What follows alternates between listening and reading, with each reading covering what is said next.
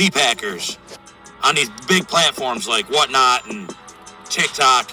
What do you guys think about them? I'm going to tell you what I think. I think it's a modern-day racket. Oh, Teapot! Whoa. Okay, so I do know who that is. Teapot! What? Teapot! I literally was just saying. So maybe I need to stop. Yes. But I never gonna stop.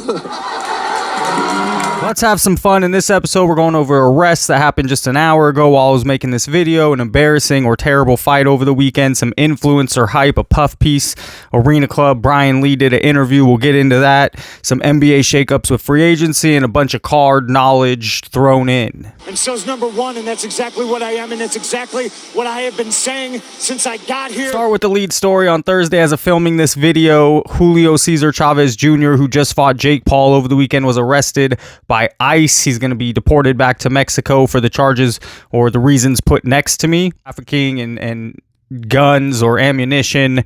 Anyways, interesting story. The real crime was the fight over the weekend. He didn't throw punches. It was a 10-round fight. Towards the end, he made it a little interesting. The first 8 rounds, he was just a punching bag. It was terrible. It made Mike Tyson look good. Got it 5 rounds to none in favor of Jake Paul, 50 to 45. And honestly, not a single one of these rounds has been particularly close. On the flip side, for whatever reason, the WBA now ranks Jake Paul 14th in their rankings, and he qualifies for a title fight if they can make it happen. Chavez had a couple of decent moments in the 4th round, but he is regularly getting walked down. He is regularly getting hit to the body. I'll give Jake Paul credit for what he's doing, but whenever he fights another real hungry fighter, someone that's younger and hungry, he could be older too, but someone that's actually in the game that's hungry, he's going to get demolished. One thing that you know in these Jake Paul fights is the rounds go. He gets gassed, and that's not what happens with elite class fighters. Jake will fight back. Oh, big left from Chavez Jr. right in the bell. I really hope Jake Paul fights someone in that division that's real, ranked in the top 15, and he'll get his ass kicked. Jake Paul's rookie card, if you're interested, there's only 3,094. That's the print run. It's a Pop Century Leaf 2022 card. I'll put it next to me. And a PSA 9, the last sale was $18. So you can get it for maybe $20 in a PSA 9 and a PSA 10. I see another PSA 9 for $13. I'm not saying go get the Jake Paul rookie card. I'm just informing you that his rookie is in 2022 Leaf Pop Century, and it's serial numbered, or just 3,094 printed of this card. In a PSA 10, you can get it for around $50-$60. A PSA 9, $20 to $30, and this card is yours. I don't think it's going to skyrocket in price, but if it's something for your collection, throw it in. Last thing I'll mention, not that I consider Jake Paul an all-time boxer. He's not. He will go down as an influencer and someone that's doing boxing on the side. But boxing cards over the decades, they're not crazy prices. You can go out and get some serious, really good rookie cards of George Foreman or Mike Tyson for a reasonable price.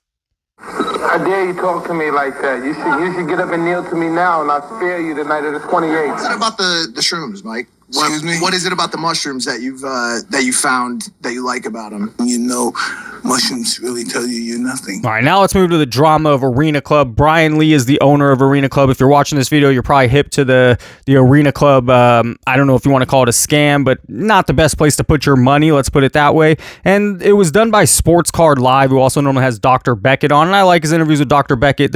It's not very hard-hitting. It's calm. And so when he had Brian Lee in there, it just... I respect him having him there, but the questions, it was more of a puff piece. It was almost free PR for Brian Lee, and I think I would have enjoyed it more if I would have clips of it, but there's just nothing there. It's all free PR for Mr. Brian Lee and Arena Club. I had issues, right? Trim cards, fake cards, frosted cards, non-shipment, non-payment, all these issues that we all deal with when it comes to marketplaces. And so I thought I could do that better as well. And the idea was to use blockchain technology. So take a card, scan it, vault it. The scanned version would go onto blockchain, so on Polygon. That's how we record everything at Arena Club. NBA free agency started this week. Kevin Durant gets traded to the Houston Rockets. Dorian Finney-Smith for the Lakers last year signs with the Houston Rockets, so the Rockets trying to build up their squad, while the Denver Nuggets, it's Joker's window right now. Joker's time to win is now. They trade Michael Porter Jr. out. They bring in Cam Johnson. Will that be enough? I don't know, but the Nuggets' time to win is now, and their main competition would probably be Oklahoma City.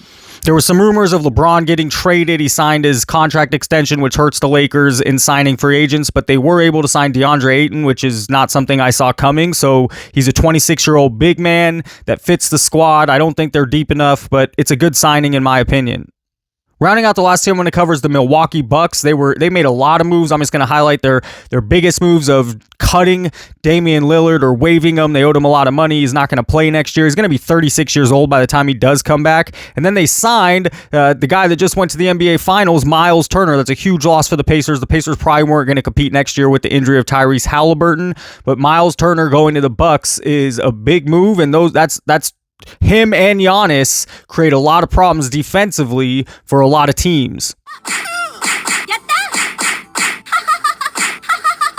All right, I just watched something the past few days that blew my mind. Her fight was this past weekend. Definitely the best female striker I've ever seen. She's got a killer name, Kimura Mona. That is just a great name. She's 24 years old, Japanese fighter in K1. I'm going to play the highlights now. They're just worth seeing. And look at her. Dead inside, man. God, she's scary. What is that stance? Is that a thing? Body shot that hurt and push kick again.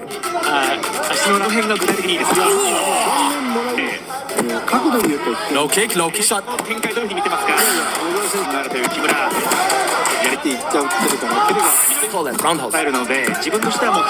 Unfortunately, when I went to go look for her rookie card, she doesn't have any cards, but when she does, I'll be the first to buy and get in on the madness. I don't see her becoming a UFC fighter. I don't think she has a ground game. She's an excellent boxer, excellent, and but she leads with that jab kick, and she just keeps throwing that kick. And so, I don't know, some people say once she fights a more experienced fighter, this last fighter had over 40 fights, but only 12 wins. So, a lot of experience, only 12 wins, a losing fighter. She made her look terrible and made her bleed pretty good. Mike, why do you have to talk like that? Well, I'm talking to you the way I want to talk to you. You have a problem? Turn off your station. You be the judge here. This is a card I think could live forever in infamy. O.J. Simpson is a top 5 running back all time, and you could maybe top 10, maybe top 3, maybe the best ever. I mean, O.J. Simpson is a great all-time running back. And then, of course, I was born in 85. I didn't get to see him run in 1994. I believe it's 94, maybe 93. I think it's 94 when he's getting chased in the Bronco, and so that made him famous to people my age as well. And you can get his rookie card for relatively decent price. $100 get you his rookie card. You can get an autographed copy for maybe $200 to $300. I don't know. You tell me, is this something that will live on and people will continue to chase this card? Is it weird to own this card? It's a little weird to own the card, but anyways, interesting. Next week, tune in live. I'm going to give away an O.J. Simpson rookie card. It's going to be free to play. I'm going to run a little game show. It's free to join, free to play, and free to win the card. It should be fun, and someone's going to walk away with an O.J. Simpson rookie card. Some random side notes. Magic the Gathering Final Fantasy came out last month. It was a huge success. Collector boxes are selling for $1,200. It comes with one pack, but at a big chase, so this has entered the market in Magic. Now, I've even heard some talks. This is not anything in stamped, but I've heard talks that some of these Pokemon bros who came from sports cards, in my opinion, they might be moving over to Magic the Gathering, and MTG might be getting a big spike in the bro community.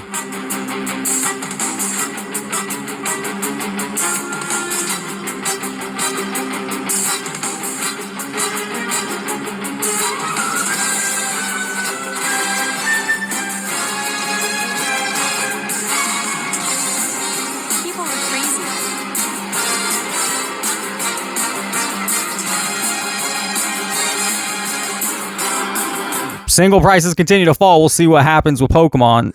But the cream will rise to the top. Oh, yeah. I recommend always buying singles. Stay away from wax. Stay away from mystery packs. And even breaks, only if you want to have fun. Singles is where if you want to put your money in a solid place. This is a new style video format for me. Hit the like button if you enjoyed. Subscribe if you have not. As always, thank you for watching and have a great day. That's it. Good. Okay. Everyone's going to see that. No select football there. Unbelievable. Unbelievable. And I saw a blaster out there, but for some reason it was missing when you told me I couldn't touch it. Yeah, sure. Yep. There it is. Just want to get it on camera. There it is. And now he's saying I'm harassing him. I'll leave. I'll gladly leave. I just wanted to get it on camera. I'm a manager. Just wanted to get it on camera. That's it. What up, everybody? This is Robert Ory, a.k.a. Big Shot Bob, and you're watching Professional Sports Cards. Hey, by the way, go buy my rookie card.